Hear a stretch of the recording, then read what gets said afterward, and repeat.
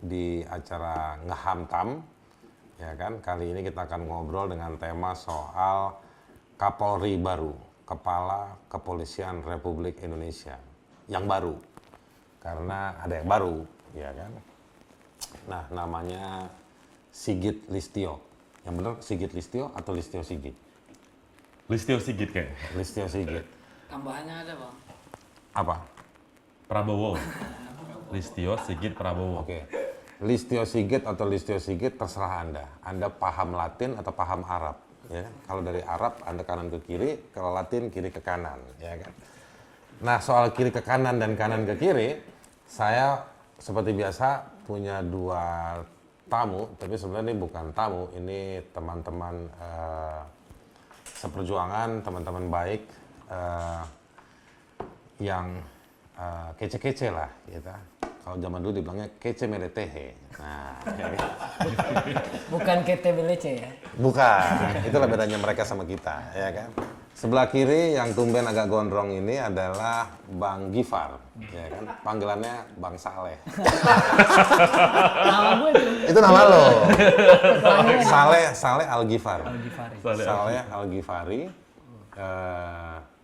Panggilan malamnya Bang Alek. Ya kan? Yes. Dia itu orisinalnya dari suku Gifar di Arab. Ada ya? Ada. Di Yaman. Gua nggak tahu deh, tapi dia itu suku rampok di Arab yang akhirnya si Abizal Al-Ghifari itu kan mencari salah satu panduan hidup lah, menemui Nabi. Udah dibikin buku belum? Karena kita nggak bahas itu. Kalau lu sebut bukunya gue rekomendasiin supaya Harus disebut bukunya apa? ada yang nulis bukunya nggak tuh? Nggak ada. Enggak ada. Nggak ada. Kalau gitu lo mesti segera hubungi JJ Rizal, ya kan? Iya. Ahli sejarah seperti itu. Gue lanjutin. Bang Gifar ini anak muda, lawyer, ya kan? Idolanya mama yang punya anak cewek barangkali, ya kan? Karena lawyer katanya lagi laku, ya kan? Gue lawyer yang nggak ada duitnya, Bang. Nanti duitnya bakal datang. Gifar ini salah satu namanya pembela publik ya. Pengacara Publik di LBH Jakarta. Anda tahu apa itu LBH? Lembaga Bantuan Hukum. Bukan Lembaga Bantuan Humor. Betul ya? Bukan, tapi itu ada lembaga bantuan humor. Ada ya? Ada. Oke, jadi dia LBH Jakarta, kantornya di Diponegoro 74 Menteng. 74, ya kan? Jakpus. Lembaga advokasi hukum yang sangat tua dari tahun 70. 71, ya.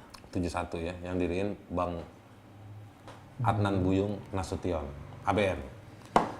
Cukup. Nah, di sebelah kanan gua sekarang Kurnia, nama lengkap Kurnia Ramadana. anak Medan ini. Anak Medan. Sama-sama Sumatera. Sama-sama Sumatera ya. Sumatera ini Sumatera. Tapi kalau dia pesawat dibuang duluan siapa? Dia ya. Dia duluan di bawah. Sumatera Barat. Turun lu. Gue turunnya di Pekanbaru deh. Oh, lu Pekanbaru. Perbatasan Payakumbuh. Tapi Pekanbaru itu Riau itu banyak dibilang Minang juga kan? Iya, mungkin 30% lah. Oke. Ini Kurnia, dia di ICW, Indonesian Corruption Watch, khusus advokasi korupsi hukum. Hukum, bidang hukum. Korupsi bidang hukum. Jadi dengan dua kawan ini, orang-orang sekalian, kita akan diskusi soal Kapolri baru. Ada 3 aspek yang nanti bisa kita cek dan diskusikan soal Pak Listio Sigitnya sendiri dengan posisi dia dulu di Kabar Eskrim atau sebelumnya di Kadif Propam, lalu juga sebelumnya Kapolda Banten. Itu satu aspek. Aspek yang kedua adalah institusi Polri-nya sendiri. Mungkin ini sebagai tantangan dia sebagai Kapolri melihat Polri-nya sendiri itu seperti apa. Nanti kita akan diskusikan dengan dua kawan ini. Dan yang ketiga, mungkin juga kita akan lihat sebetulnya Presiden sebagai atasan langsung Kapolri yang berwenang memilih dan menagih produk kerjanya dari si Listio Sigit sebagai Kapolri. Nah, mungkin ini 3 hal ini nanti yang akan kita diskusikan.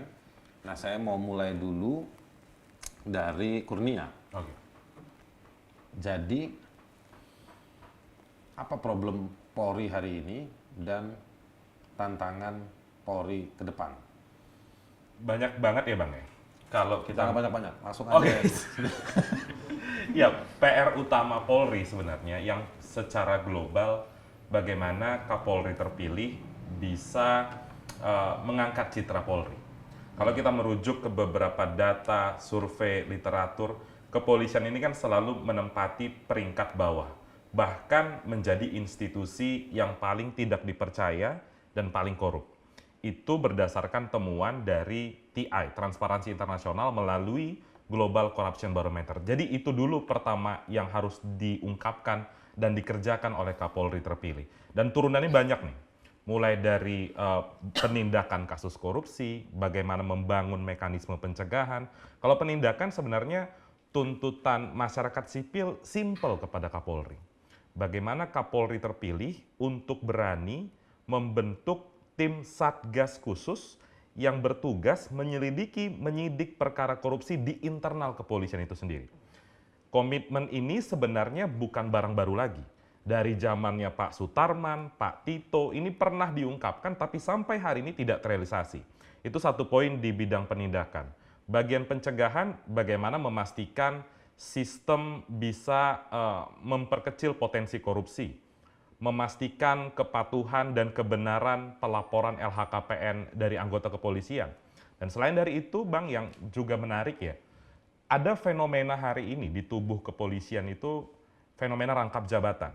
Baru-baru ini salah satu kandidat Kapolri yang akhirnya tersingkir, Pak Wakapolri, Pak Gatot, itu dipilih menjadi salah satu komisaris di BUMN. Ini problem BUMN mana itu? PT Pindad. Oke. Jadi problemnya di situ sudah menabrak regulasi, itu ada di Undang-Undang Kepolisian. Dalam salah satu pasal disebutkan anggota Polri boleh menempati jabatan di luar kepolisian asalkan mundur dulu dari Korps Bayangkara. Juga ada Undang-Undang Pelayanan Publik yang ditabrak dan ada potensi konflik kepentingan di sana. Itu beberapa hal yang rasanya penting untuk digaungkan oleh Pak Listio Sigit untuk bisa menstop nih. Kalaupun pemerintah minta, nggak boleh. Ada undang-undang kepolisian atau dia ngomong nih sama calon yang diminta pemerintah. Lu boleh untuk menempati jabatan di luar kepolisian, mau jadi komisaris dan lain-lain, tapi lu mundur dulu jadi polisi. Oke. Nah, itu yang kita tuntut kepada Kapolri terpilih baru untuk bisa merubah struktur yang sudah terlanjur bobrok di Korps Bayangkara. Jadi itu sedikit dari banyak tadi yang lu Sedikit bilang. dan masih sedikit tuh. Jadi intinya lu mau bilang bahwa bagaimana Kapolri yang baru, Pak Listio Sigit ini, bisa itu menertibkan bersih-bersih di dalam. Ya. Dan perwira tinggi Polri hari ini kalau kita data kemarin ada 10 perwira tinggi Polri yang pernah terlibat praktik korupsi ataupun perkara-perkara yang berkaitan dengan kasus korupsi. Dan kasusnya belum jalan. Beberapa udah ingkrah, beberapa ada yang masih ongoing. Ambil contoh misalnya Bang, potret kepolisian itu mudah kita lihat di tahun 2020 yang lalu. Anggota kepolisian penegak hukum yang harusnya menangkap pelaku kejahatan justru bahu-membahu membantu pelarian buronan Joko Chandra. Ada Napoleon Bonaparte, ada Prasetyo Utomo di sana. Dan hari ini sedang disidang dan ini tidak boleh lagi terjadi. Ada track recordnya ada Joko Susilo, ada Susno Duaji, itu kan harusnya bisa belajar dari sana. Juga Bang yang kasus pernah rame di publik soal rekening gendut. Itu di kasus Joko Chandra, Pak Listio Sigit juga disebut-sebut namanya. Iya, disebut-sebut. Kalau menurut lu gimana tuh? Ya, itu memang harus diselidiki. Pasti nama-nama yang muncul di persidangan harus ditindaklanjuti oleh penegak hukum. Apakah ini terbukti atau tidak? Dan itu kan sebenarnya kejadian yang lazim di persidangan. Bagaimana nanti apakah Tapi itu kan asal sebut atau memang sebutannya punya rujukan pada sejumlah dokumen atau bukti? makanya harus dilihat kan apakah keterangan saksi itu relevansi dengan saksi yang lain, relevansi dengan alat bukti yang lain, kan itu yang kita pelajarin di hukum pidana dulu. Oke, jadi karena ada sejumlah perwira tinggi di jajaran Polri yang memang terlibat atau tersebut dalam sejumlah kasus, ini yang memunculkan persepsi publik ya. Ya, Karena survei-survei tadi itu kan juga ada yang berbasis persepsi kan, Iya.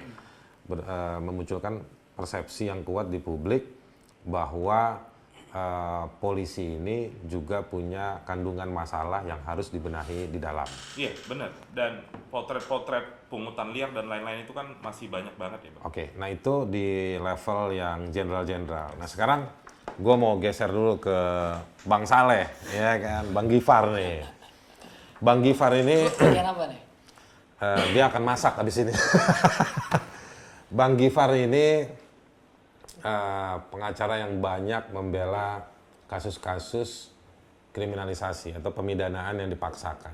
Jadi banyak membela orang-orang yang ditangkap, ditahan dan lain-lain. Problem pelayanan publiknya polisi dalam konteks penegakan hukum itu masalah nggak? Sulit kita untuk bilang masalah atau masalah kuadrat, Bang. Ini diskusinya hukum dan HAM, bukan matematika. Karena terakhir kan lu ya salah satunya ikut bantu lah ya di persoalan ini. Ada kasus di mana fenomena tahun 2019-2020 itu masif sekali.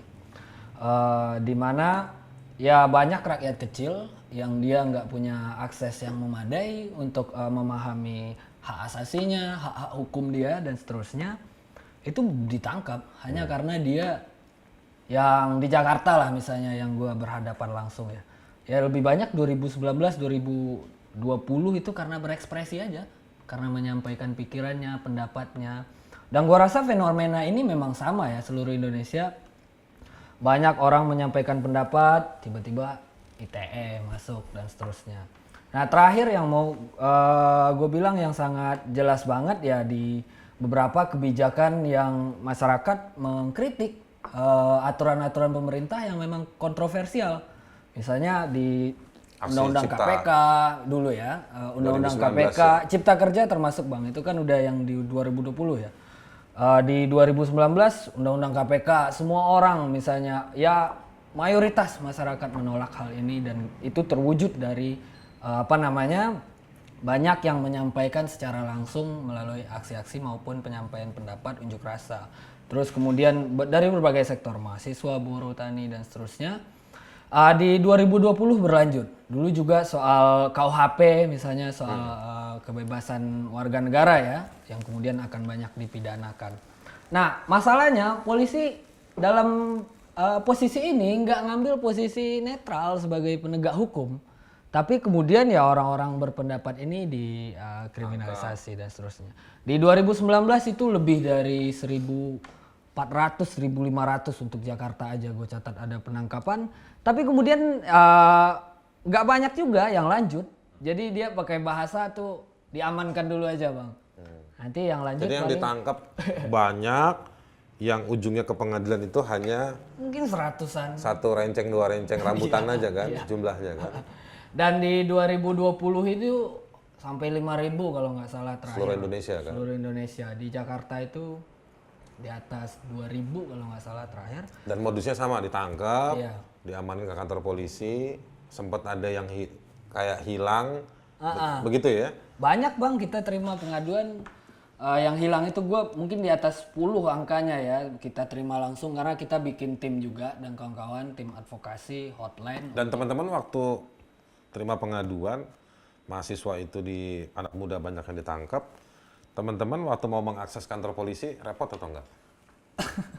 Udah 3 hari baru bisa ketemu sama si orangnya. Ya, tapi teman-teman waktu 3 hari itu sempat pulang nggak? Nggak, gue khawatir soal nggak mandi itu. Kan biasa kalau di Amerika pengacara wangi-wangi gitu. Ini 3 hari nungguin. Ini mau jadi pengacara apa mau demoin kantor polisi misalnya? Kalau 2 hari nggak mandi Bang, hari ketiga udah mandi. Pulang atau mandi di kantor polisi? Di beberapa minimarket setempat lah. Minimarket setempat ya, atau pom bensin. Sampai 3 hari baru bisa ngakses. Iya, sampai 3 hari bahkan sudah ada waktu itu desakan lah ya dari Komnas HAM karena kita ngaduin lah. Tapi respon polisi-polisi atau di Polres tertentu, di Polda Metro waktu itu oke nggak? Terbuka atau informatif? Ya gue bisa bilang sangat menghalang-halangi dan tidak menerapkan kewajiban yang ada di KUHP. Kan kalau di KUHP kalau kita baca hanya alam kubur aja mungkin yang boleh menghalangi pengacara ketemu sama si kliennya kan, nggak ada alasan apapun yang lain. Dalam konteks pandemi pun, ya kalau misalnya nggak bisa ketemu secara langsung, minimal ada batas kaca supaya virus nggak menyebar kan gitu-gitu. Tapi diberikanlah alasan karena pandemi, arahan dari pimpinan dan seterusnya, tapi kemudian nggak disediakan alternatif supaya nggak seperti biasa. Nah akhirnya Bang, dari banyak kasus-kasus tersebut, dan kita lihat memang, gue ngelihat dari dua sisi. Kasus-kasus tersebut yang sampai ke persidangan tidak semua, hanya sebagian kecil. Di satu sisi ini oke lah ya, nggak semua dilanjutkan di persidangan, artinya banyak orang yang akhirnya keluar dan pulang dan seterusnya. Di sisi lain berarti selama ini mereka udah sampai 3 hari, 7 hari diapain? Kasusnya dia apa kenapa nih tuh? mereka ditahan itu apa nih? Apa? Gitu. Padahal udah jelas di KUHP, di putusan MK, kepolisian, penyidik lah ya, dalam bahasanya harus ada dasar yang kuat, tertangkap tangan, harus ada pemeriksaan calon tersangka, ya kayak yang diterapin KPK lah misalnya terhadap Tapi Far gini, koruptor. secara hukum, ini penting juga buat teman-teman tahu kan yang lihat ini kan, gitu ya. Coba lu dada dulu sama mereka. Halo teman-teman, grogi nih gue sama Kurnia nih.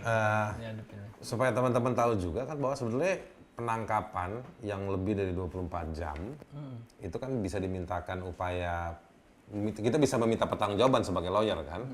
Nah, apa yang teman-teman LBH dan teman-teman organisasi lain lakukan? Lapor ke Komnas HAM atau mengajukan gugatan atau protes ke Propam.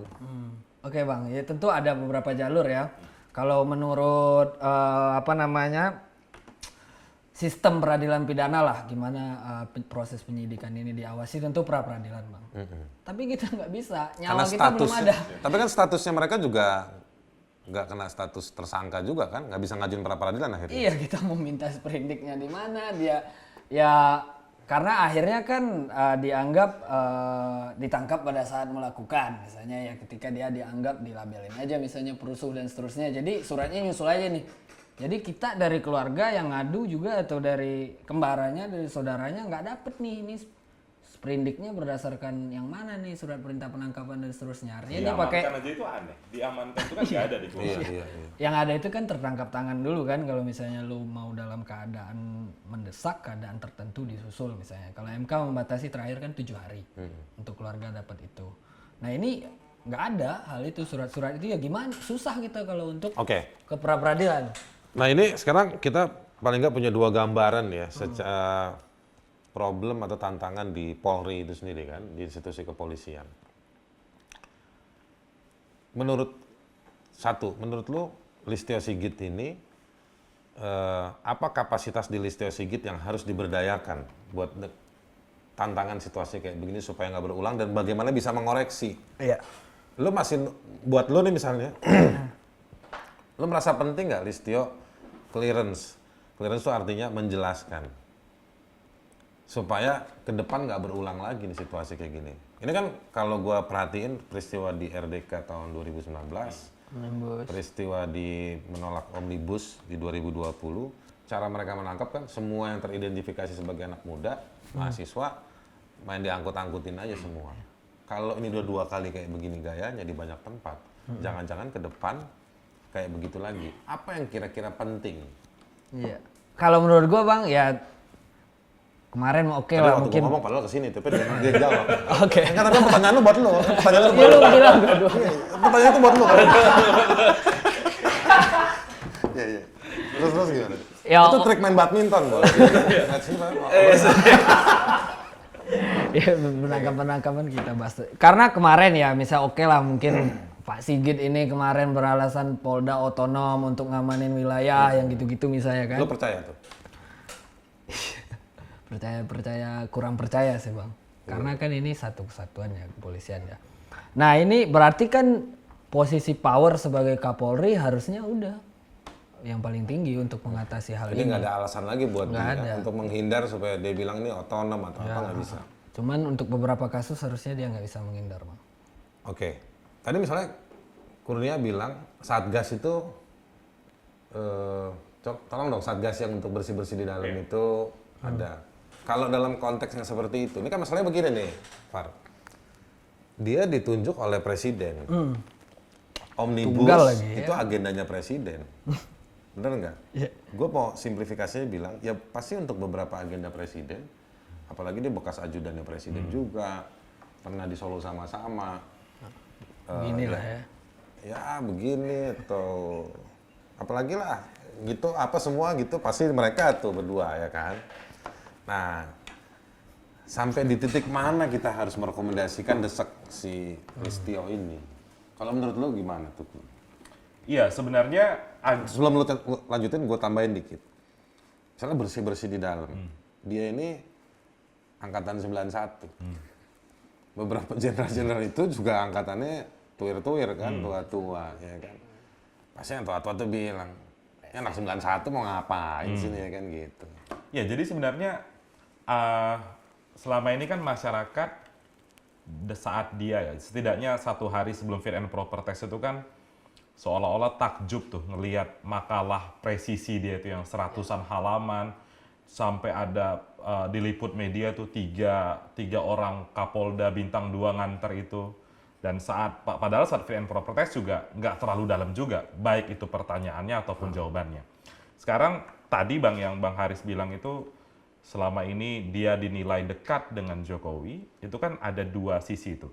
Sisi positifnya koordinasinya lebih gampang, sisi negatifnya itu tuh agenda pemerintah Dia nggak boleh jadi ganggu-gugat. diamankan semua oleh Polri. Dan juga yang paling penting untuk Listio sekarang, Pak Listio adalah bagaimana dia memilih jabatan-jabatan strategis di Polri adalah orang-orang yang benar-benar firm, baik segi profesionalitasnya, integritasnya, karena kan yang ngurus teknis bukan dia nih.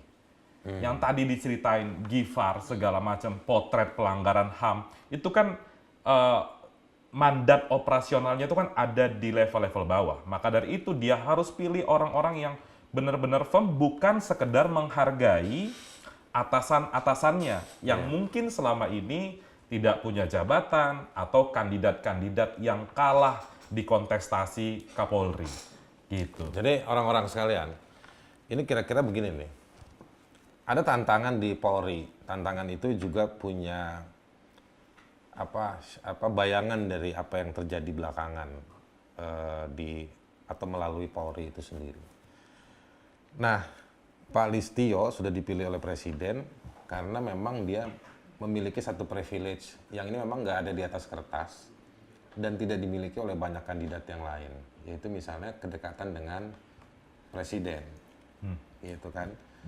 Nah sekarang bagaimana maksudnya kurnia itu, bagaimana ya sudah kalau memang sudah seperti itu kita bisa berdebat panjang setuju atau nggak setuju, nggak ada di kertas, artinya nggak ada dalam aturan perundang-undangan harus dekat sama Presiden. Tetapi dia sudah terpilih dan kemudian bagaimana mengkonsolidasikan ya putra dan putri terbaik lah kira-kira bahasanya begitu kan. Putra dan putri terbaik di Polri itu secara berlapis mengepung membantu, artinya ada di sekitar Kapolri Listio Sigit membantu supaya memang punya efek perubahan yang baik. Jangan sampai lagi ada praktek kapal keruk terhadap anak muda ditangkepin hanya gara-gara mengkritisi kebijakan-kebijakan Jokowi misalnya. Gitu ya, Kur? Dan gini Bang, kalau gue mau tarik lagi di proses awal ya, saat pemilihan Kapolri, di situ sebenarnya ada problem juga Bang. Kan kalau proses pemilihan Kapolri kan ada Wanjakti, ada Kompolnas yang mengajukan kepada Presiden. Harusnya kan ada nih saluran khusus untuk masyarakat bisa berpartisipasi, memberikan masukan. Nih 5 orang jenderal nih apa nih catatannya nih? KPK, Komnas HAM, Ombudsman, menurut lo kemarin kasih masukan nggak? Menurut Pernah gua, dengar nggak? Mungkin mereka kasih, tapi kalau salah dilihat pintu. dari pemberitaan media nggak ada. Padahal ada tren bagus pernah dibuat Jokowi tahun 2014 ketika dia milih menteri, dia store tuh nama ke KPK, mungkin ke PPATK, ke Direktorat Jenderal Pajak. Karena kan gini, ketika dia nanti bisa menggunakan instrumen pengawasan itu, dia bisa dapatkan data yang lebih objektif. Misalnya ada potensi rekening gendut, pelanggaran hukum, nggak pernah bayar pajak, LHKPN-nya taat atau enggak. LHKPN Bang, 5 orang yang diajukan Kompolnas itu cuma 1 yang patuh lapor LHKPN. Siapa? 4 lagi enggak. Yang kemarin ini, Iya, yang kemarin itu hanya satu yang patuh lapor LKPN. Berarti kan si pertanyaannya Listio Sigit. bisa dicek semua. Semua masyarakat kan bisa ngecek tuh, terbuka datanya di Lo KPK. nggak tahu apa lo nggak mau ngomong? Eh, Jadi bahkan ada dari 3 kandidat jenderal bintang 3 itu yang dia nggak pernah lapor LHKPN. Kok bisa orang-orang yang kayak gini? Itu wajib nggak? Harusnya wajib. Kan itu diatur di Undang-Undang 2899, ada peraturan KPK-nya. Loh kok bolong nih di Kompolnasnya? Kita nggak persoalan deh siapa yang terlibat, Pak Listio atau siapapun, tapi prosesnya ini Iya, dijaga. poin lu tadi adalah soal si lembaga pengawas juga. Lembaga pengawas itu dimanfaatkan.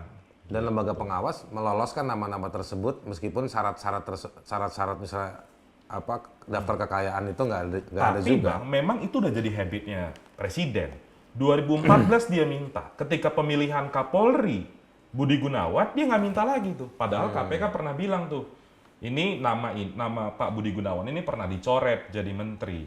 Tapi ketika Kapolri tetap tuh diajukan, nggak ada saringan gitu. Oke. Sekarang poin soal begini, gue mau ngejar dulu soal lembaga pengawas. Sebelum nanti kita masuk ke soal si Jokowinya sendiri. Oke. Tapi penggembosan, ya yang kita rame-rame soal KPK lah. KPK ya menurut kita, gue sih meyakini ada downgrade kualitasnya. KPK, Komnas HAM, Ombudsman di tengah-tengah juga transisi Ombudsman ini. Ini juga dia terkondisikan atau enggak sih? Iya, dengan adanya Komisaris Jenderal Firly Bahuri, kita sejak awal udah duga bahwa Yang ini stikernya banyak di HP lo itu ya.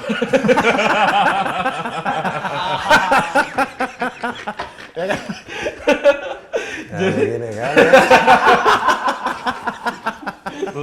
rusak ini. Rusak, hancur ya. Iya, jadi sejak awal kita udah bilang kalau ini ada potensi konflik kepentingan. Karena gini, Bang. Mungkin Bang Haris pasti lebih paham lah. Kagak lo mana udah nuduh gue paham aja. Lo gue tanya lu jawab dong. Di kepolisian itu kan, terutama di negara-negara maju ya, itu ada istilah namanya the blue wall of silence, kode of silence. Apa tuh? Yang mana mereka berusaha untuk melindungi korpsnya agar tidak diusut oleh penegak hukum lain. Jadi spirit the corpsnya itu kuat gitu loh. Dan kita lihat ini sering kejadian nih. Jadi, sorry gue potong. Jadi maksudnya KPK, Komnas HAM, Ombudsman, atau misalnya Direktorat Pajak, itu nggak mau kasih catatan secara proaktif supaya mereka nanti ke depan kalau bekerja nggak diganggu juga sama polisi. Bisa kayak begitu nggak? Kalau gue ngelihatnya lebih ke arah koordinasi, Bang. Koordinasi antara institusi kepolisian dengan lembaga pengawas spesialisnya itu KPK gitu loh. Kan ini jadi problem juga di polisi hari ini. Bagaimana konflik cicak versus buaya, dan itu bukan tidak mungkin terjadi ke depan kalau Kapolri terpilih tidak komitmen. Ketika nanti seandainya ada perwira tinggi Polri yang diusut oleh penegak hukum lain. Misalnya, bagaimana Pak Listio berkomitmen seandainya nanti ada perwira tinggi Polri yang usianya di atas Pak Listio, yang angkatannya di atas Pak Listio. Apakah dia berani menjamin? Yang tinggi badannya lebih tinggi dari Pak Listio. Iya. Ya itu makanya Bang. Tapi Pak Listio tuh cute ya.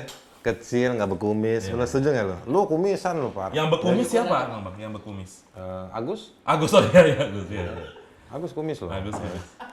Ini nggak penting sih sebetulnya topiknya.